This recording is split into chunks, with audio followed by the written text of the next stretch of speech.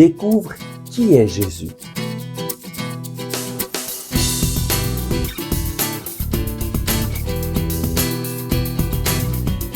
Le Christ est ressuscité. Chers amis, bonjour. Nous continuons notre parcours pour nous préparer à Noël en améliorant nos relations fondamentales. Nous avons commencé avec la relation avec notre Papa du ciel et aujourd'hui, nous allons voir notre relation avec Jésus. Découvre qui est Jésus. Et nous allons lire de l'Évangile selon saint Matthieu au chapitre 1, versets 18 à 21. Or, telle fut la jeunesse de Jésus-Christ. Marie, sa mère, était fiancée à Joseph. Or, avant qu'ils eussent mené vie commune, elle se trouva enceinte par le fait de l'Esprit Saint. Joseph, son mari, qui était un homme juste, ne voulait pas la dénoncer publiquement. Il résolut de la répudier sans bruit.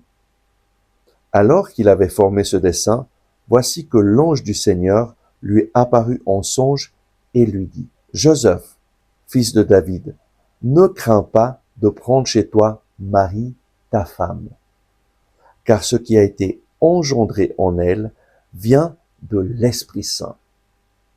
Elle enfantera un fils et tu l'appelleras du nom de Jésus, car c'est lui qui sauvera son peuple de ses péchés. » Jésus s'est incarné dans le sein de la Vierge Marie. Il s'est fait homme pour venir te sauver. Et dans ce passage, l'ange dit à Joseph : « Tu l'appelleras du nom de Jésus, car c'est lui qui sauvera son peuple de ses péchés. » Le nom Jésus, en hébreu, se dit Yeshua, ce qui signifie Dieu sauve. Voilà la mission de cet homme, de ce Dieu fait homme. Il est venu pour nous sauver. Mais nous sauver de quoi ? Nous sauver de nos péchés. Bien souvent, on n'aime pas tellement cette parole péché, et parfois on est agacé en l'entendant. Mais qu'est-ce que c'est que le péché ? La parole grecque pour péché, c'est amartion. Et cela signifie manquer l'objectif. Le péché, c'est simplement manquer l'objectif de notre vie. Manquer l'objectif dans une situation de notre vie. Et bien souvent, il faut le reconnaître, nous manquons l'objectif. Nous ne faisons pas le bien que nous aurions pu faire. Et parfois, nous faisons même des choses mauvaises qui font du mal à nous-mêmes ou aux autres. Nous avons manqué l'objectif.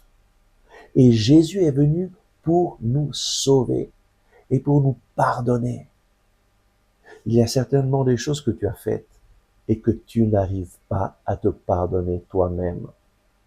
Et tu penses, personne ne peut me pardonner. Dieu ne peut pas me pardonner cette chose. C'est trop horrible ce que j'ai fait. La bonne nouvelle, c'est que Dieu est venu te pardonner dans la personne de Jésus-Christ, qui s'est fait homme, qui s'est chargé de tous nos péchés en mourant sur la croix et qui a prié pour toi, pour moi, pour chaque personne. Père, pardonne-leur, ils ne savent pas ce qu'ils font. Et aujourd'hui, je t'invite à découvrir cette personne merveilleuse qui est Jésus. Il est venu pour te sauver, pour te libérer de ton péché. Je t'invite simplement à penser à cette chose qui te pèse dans ton cœur, que tu aurais aimé ne jamais avoir faite, mais peut-être tu l'as fait. Et puis, tu ne sais pas comment gérer cela. Aujourd'hui, viens à Jésus. Il est Yeshua, Dieu qui sauve. Et il est venu pour te sauver, pour te libérer, pour te pardonner. Prions. Merci Seigneur Jésus, parce que tu es venu dans ce monde pour nous sauver. Merci parce qu'il n'y a aucun péché qui est trop grand pour toi.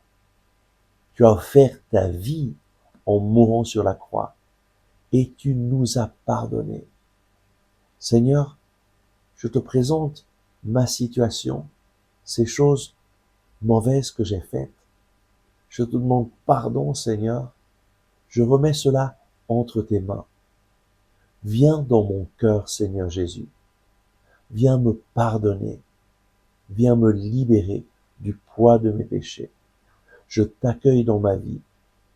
Tu es mon sauveur. Jésus, tu es le sauveur de ma vie. Chers amis, n'oubliez pas de vous connecter demain. Nous continuerons ce message pour nous préparer à Noël. À demain!